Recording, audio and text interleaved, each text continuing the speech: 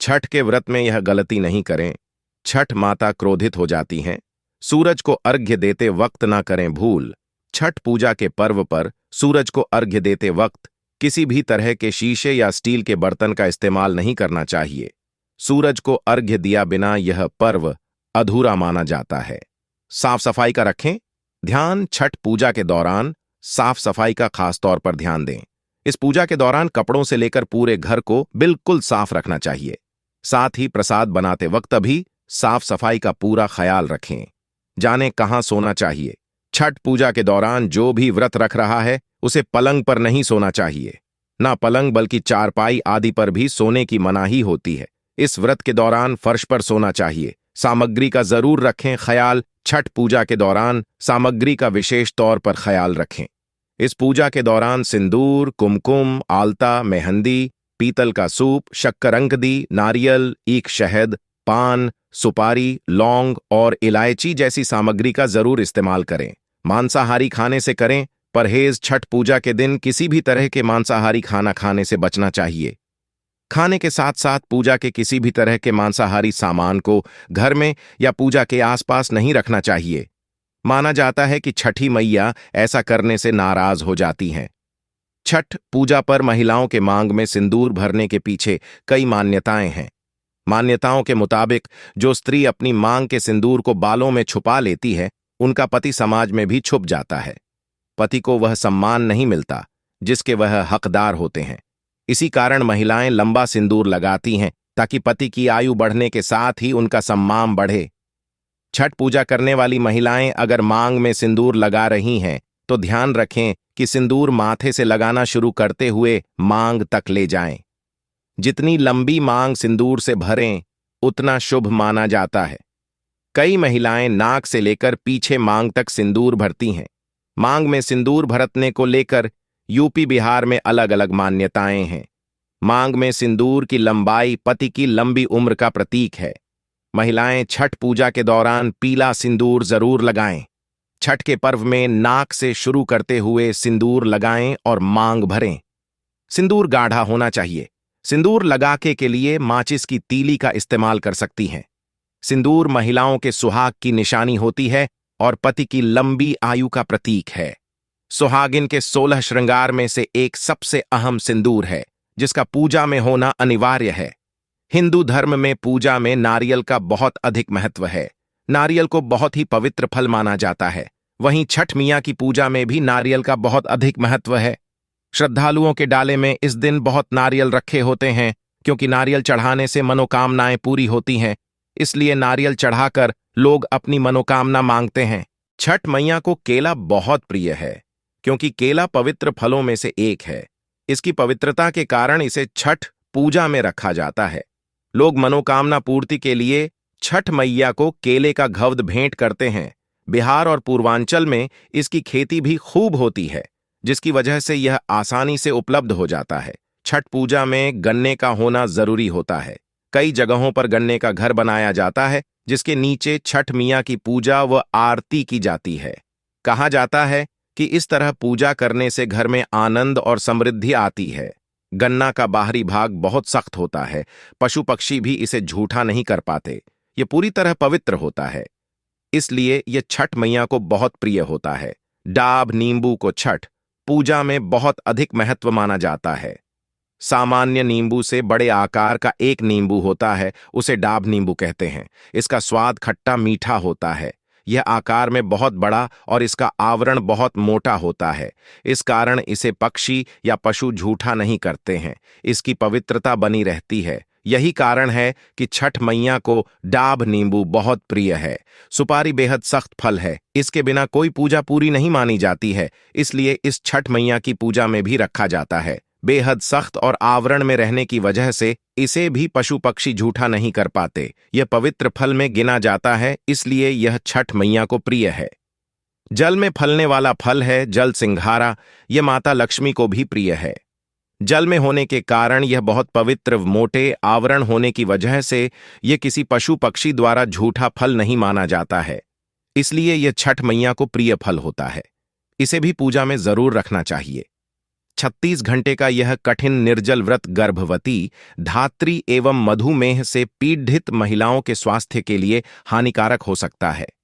उनका कहना है कि व्रत रखना अपरिहार्य हो तो गर्भवती एवं धात्री महिलाएं बीच में पानी एवं जूस का भरपूर सेवन करें ताकि शरीर में जल स्तर बना रहे।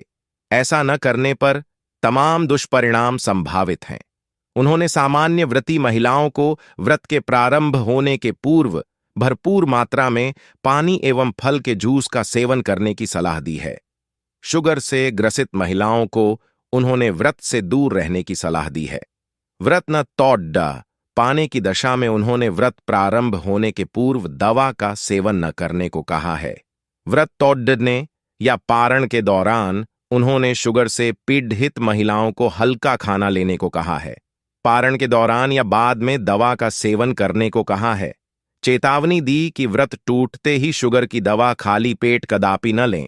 छठ व्रत कथा दिवाली के 6 दिन बाद छठ मनाया जाता है। छठ के महाव्रत को करना अत्यंत पुण्यदायक है। छठ व्रत सबसे महत्वपूर्ण रात्रि कार्तिक शुक्ल षष्ठी तिथि को होता है। सूर्योपासना का यह महापर्व 4 दिनों तक मनाया जाता है। छठ पर्व के लिए कई कथाएं प्रचलित हैं, किंतु पौराणिक शास्त्रों में इसे देवी द्रौपदी से जोड़कर देखा जाता है। मान्यता है कि जब पांडव जुए में अपना सारा राजपाट हार गए, तब द्रौपदी ने छठ का व्रत रखा था। द्रौपदी के व्रत के फल से पांडवों को अपना राजपाट वापस मिल गया था। इसी तरह छठ का व्रत करने से लोगों के घरों में समृद्धि और सुख आता है। छठ मुख्य रूप से बिहार, झारखंड, उत्तर प्रदेश सहित कई क्षेत्रों में छठ का महत्व है। छठ पूजा या सूर्य षष्ठी या छठ व्रत में सूर्य भगवान की पूजा होती है और धरती पर लोगों के सुखी जीवन के लिए सूर्यदेव के प्रति आभार व्यक्त किया जाता है। सूर्यदेव को ऊर्जा और जीवन शक्ति का देवता माना जाता है, इसलिए छठ पर्व पर समृद्धि के लिए पूजा की जाती है। सूर्य की पूजा से विभिन्न बीमारियों का इलाज संभव है। सूर्य पूजा के साथ स्नान किया जाता है। इससे कुष्ठ रोग जैसी गंभीर रोग भी दूर हो जाते हैं। छठ पर्व परिवार के सदस्यों और मित्रों की लंबी उम्र और समृद्धि के लिए भी मनाया जाता है। एक पौराणिक लोक कथा के अनुसार लंका विजय के बाद राम राज्य की स्थापना के दिन कार्तिक शुक्ल षष्ठी को भगवान राम और माता सीता ने उपवास किया और सूर्यदेव की आराधना की। सप्तमी को सूर्योदय के समय पुनः अनुष्ठान कर सूर्यदेव से आशीर्वाद प्राप्त किया था। एक अन्य मान्यता के अनुसार छठ पर्व की शुरुआत महाभारत काल में हुई थी। सबसे पहले सूर्यपुत्र कर्ण ने सूर्यदेव की पूजा शुरू की। कर्ण भगवान सूर्य का परम भक्त था। वह प्रतिदिन घंटों कमर तक पानी में खड्डीढे होकर सूर्य को अर्घ्य देता था। सूर्य की कृपा से ही वह महान योद्धा बना था। आज भी छठ में अर्घ्य दान की यही पद्धति प्रचलित है। कुछ कथाओं में पांडवों की पत्नी द्रौपदी द्वारा भी सूर्य की पूजा करने का उल्लेख है। वे अपने परिजनों के उत्तम स्वास्थ्य की कामना और लंबी उम्र के लिए नियमित सूर्य पूजा करती थीं। एक कथा के अनुसार राजा प्रियव्रत को कोई संतान नहीं थी। तब महर्षि कश्यप ने पुत्रेष्टि यज्ञ कराकर उनकी पत्नी मालिनी को यज्ञाहुति के लिए बनाई गई खीर दी। इसके प्रभाव से उन्हें पुत्र हुआ, परंतु वह मृत पैदा हुआ। प्रियव्रत पुत्र को लेकर श्मशान गए और पुत्र वियोग में प्राण त्यागने लगे।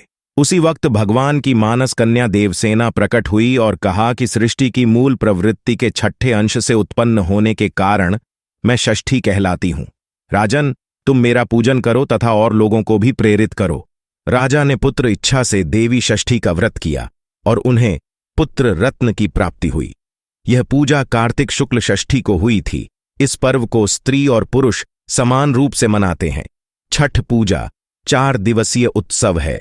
इसकी शुरुआत कार्तिक शुक्ल चतुर्थी को तथा समाप्ति कार्तिक शुक्ल सप्तमी को होती है। इस दौरान व्रतधारी लगातार 36 घंटे का व्रत रखते हैं। इस दौरान वे पानी भी ग्रहण नहीं करते। छठ पर्व बांस निर्मित सूप, टोकरी, मिट्टी के बर्तनों, गन्ने के रस, गुड्डा, चावल और गेहूं से निर्मित प्रसाद और सुमधुर लोक गीतों से युक्त होकर लोक जीवन की भरपूर मिठास का प्रसार करता है। यह मुख्य रूप से पूर्वी भारत के बिहार, झारखंड, पूर्वी उत्तर प्रदेश और नेपाल के तराई क्षेत्रों में मनाया जाता है। षष्ठी को मनाया जाने वाला छठ पूजा सूर्य उपासना का अनुपम लोक पर्व है। छठ व्रत कथा पुराणों के अनुसार राजा प्रियंवद नामक राजा हुआ करते थे जिनकी कोई संतान नहीं थी। तब महर्षि कश्यप ने पुत्र प्राप्ति के लिए राजा के यहाँ यज्ञ का आयोजन किया। महर्षि ने यज्ञ आहुति के लिए बनाई गई खीर को प्रियंवद की पत्नी मालिनी को खाने के लिए कहा।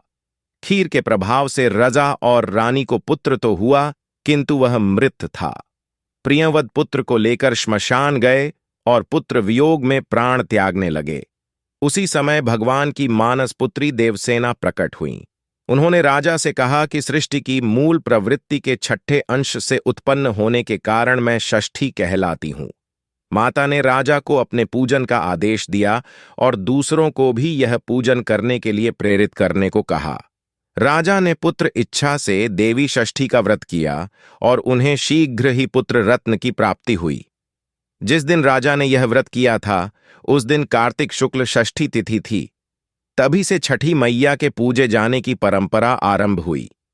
यदि यह वीडियो आप सभी लोगों को पसंद आया हो तो वीडियो को लाइक कर देना और हमारे चैनल को सब्सक्राइब जरूर कर लीजिएगा और बेल आइकन जरूर प्रेस कर लेना ताकि हमारे आने वाला वीडियो आपको सबसे पहले मिल सके। और कमेंट में जय छठी मैया अवश्य लिखें। आप सभी लोग का वीडियो देखने के लिए धन्यवाद। मिलते हैं।